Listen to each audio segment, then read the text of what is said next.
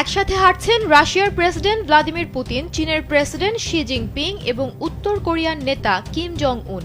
এই দৃশ্য দেখে অনেকটা হাঁটু কাঁপছে যুক্তরাষ্ট্রের। ইতোমধ্যে মার্কিন প্রেসিডেন্ট ডোনাল্ড ট্রাম্প চীনের প্রেসিডেন্ট শি জিনপিং এর বিরুদ্ধে রাশিয়া ও উত্তর কোরিয়ার দুই শীর্ষ নেতাকে সঙ্গে নিয়ে যুক্তরাষ্ট্রের বিরুদ্ধে ষড়যন্ত্রের অভিযোগ এনেছেন।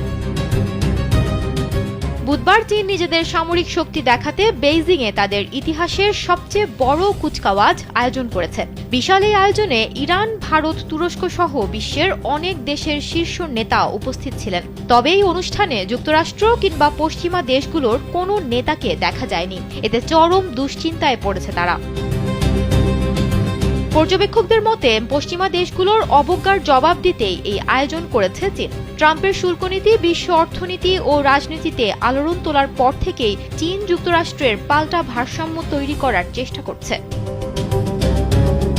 চীনা প্রেসিডেন্ট শি জিনপিং তাদের ইতিহাসের সবচেয়ে বড় এই সামরিক কুচকাওয়াজে বিশ্বকে শান্তি ও সংলাপের পথে হাঁটার আহ্বান জানিয়েছেন। এ সময় চীনের অগ্রযাত্রা থামানো যাবে না বলেও মন্তব্য করেছেন তিনি।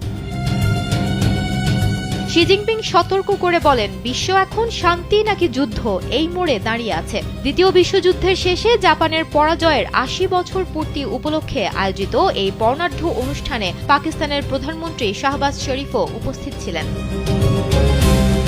তবে পশ্চিমা কোনো দেশের নেতা এই অনুষ্ঠানে উপস্থিত ছিলেন না। শি জিনপিং এর পাশাপাশি অতিথি হিসেবে কুচকাওয়াজে উপস্থিত ছিলেন ইউক্রেন যুদ্ধের কারণে পশ্চিমাদের চোখে একঘরে হয়ে পড়া পুতিন ও পারমাণবিক কর্মসূচির জন্য সমালোচিত কিম।